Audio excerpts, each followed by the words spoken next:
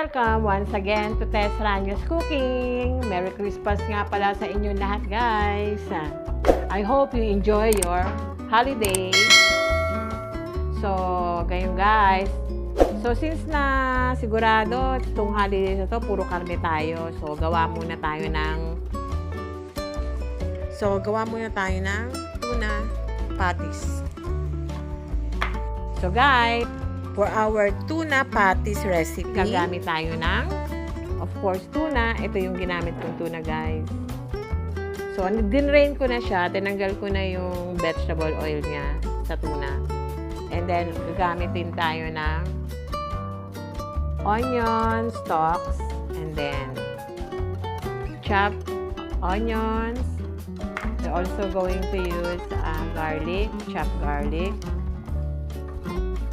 And then, gamit din tayo ng cornstarch, half cup ng cornstarch, half cup ng all-purpose flour, and then baking powder, of course, salt and pepper to taste. And then, gamit din tayo ng chopped carrots. And then, gamit tayo ng 2 eggs, guys. 2 eggs. Gamit tayo ng 2 eggs. And, of course, cooking oil. So, madali lang siya, guys. Mix lang natin siya well. Mimix na natin ang ating mga ingredients. Siyempre, ang ating main ingredients, ang ating tuna.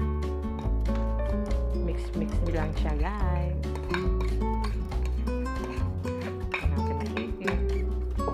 And then, ating chopped carrots. Napaka-healthy nito, guys. Meron kasi tayong halong veggies. Then, ating chopped onions. Ating minced garlic. Our onion stalks. And then, our pepper and salt to taste. So, ganyan lang. Ating baking powder, mga 1 tablespoonful. Half cup of all-purpose flour. Then, half cup of cornstarch. So, then guys, huwag natin kalimutan ng 2 eggs. Mapasarap siya. So, ganyan lang. Crack lang natin siya.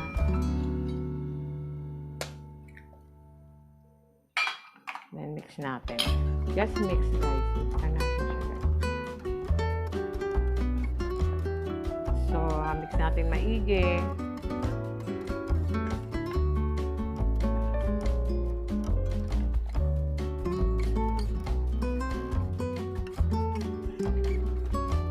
Then, after mixing, mamaya mag-form tayo ng tuna patties. Then, i-deep fry natin siya sa ating cooking oil.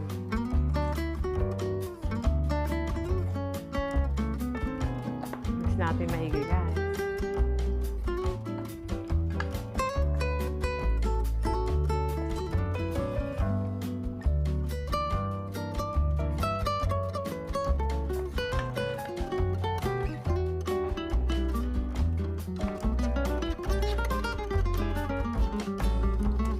Napaka-healthy nito, guys.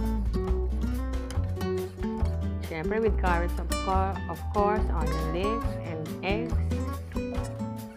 So, tama-tama to sa holidays kasi puro karne tayo. Mag-iba naman tayo.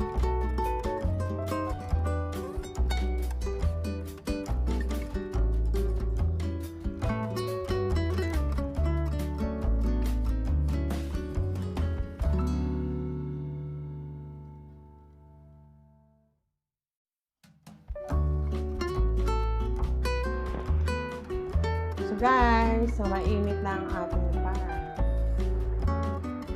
So, lagay na natin ang ating mantika.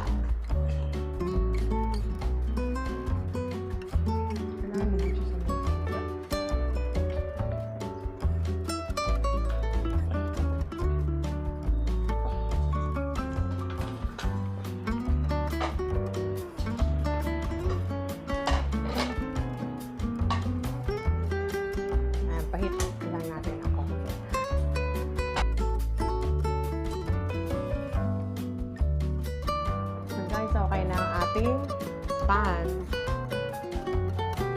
Okay na ang kanyang heat. Lagyan na tayo ng ating tuna balls.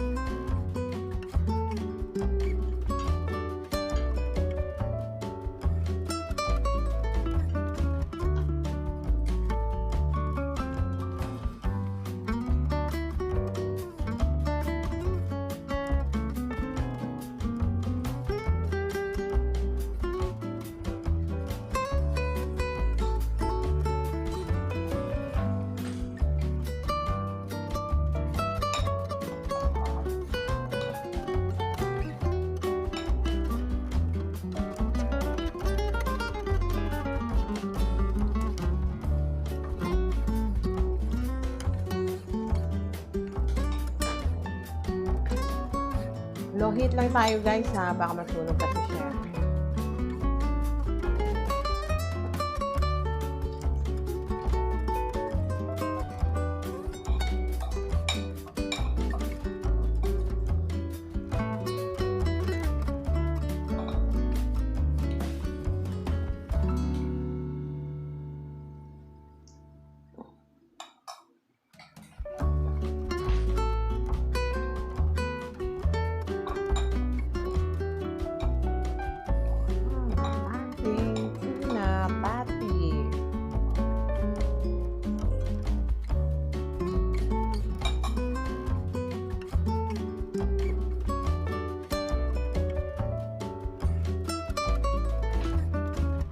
Space pa tayo.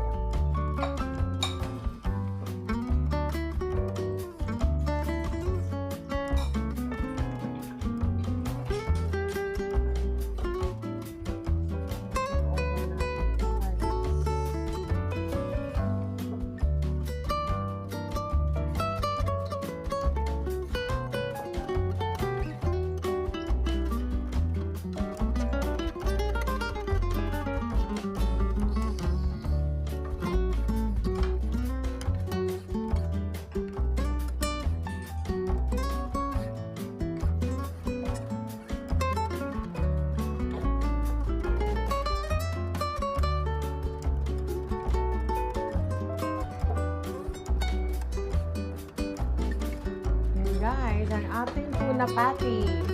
Pwede siya pang ulam, palaman sa tinapay.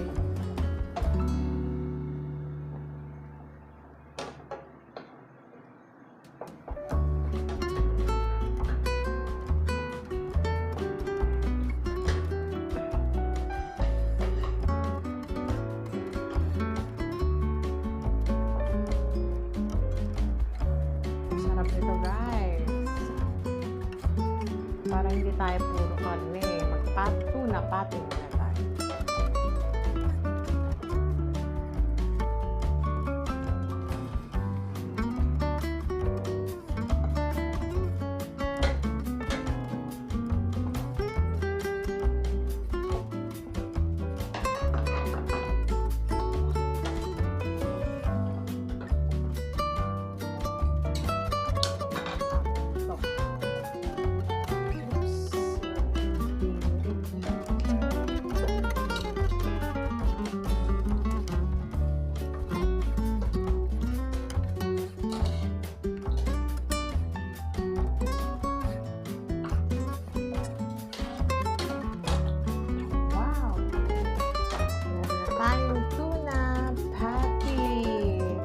Sa tinapay.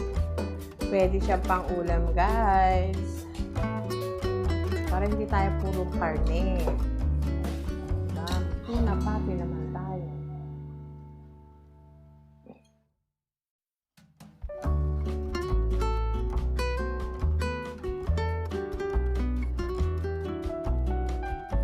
So guys, naririnig nyo ba ang naririnig ko? Yung watch namin, nagpe-play ng Christmas song. Every hour siya, nagpe-play siya ng Christmas song. So guys, balik ulit tayo dito sa tikiman portion. Merry Christmas nga pala ulit sa inyong lahat guys. Happy holidays! Ang bilis talaga ng takbo ng araw guys. Then mag-New Year na naman. So guys, Merry Christmas and a blessed New Year. So guys, tikman na natin ang ating tuna patty. So guys, gusto i-dip siya sa mayo garlic. Ito yung favorite ko na kasama ng tuna patty. Yung iba gusto nilang i-dip ang kanilang tuna patty sa sweet and sour sauce or sa ketchup. Depende talaga sa inyo guys kung saan nyo gusto i-dip. So sa akin, mas prepared ko yung garlic mayo. So tikman na natin siya guys.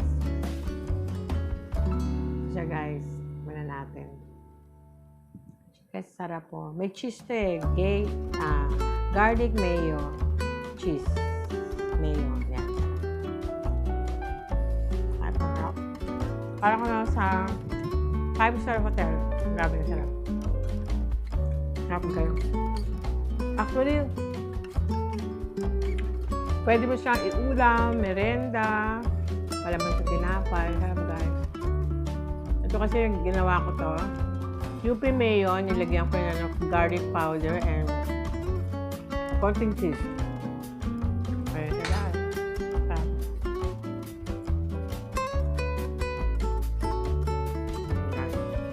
Yummy. Guys, this Christmas season, lahat tayo siyempre abala sa paghahanda ng mga pork, chicken, meat. So, pwede natin isama sa ating handa ang tuna patties para maiba naman. Hindi puro pork or puro chicken. So, okay din ito guys. Try nyo gumawa nito. Isama nyo sa inyong Noche Buena. Okay. Thanks for watching. I hope you like, subscribe, and share. So, thanks guys. See you in my next vlog.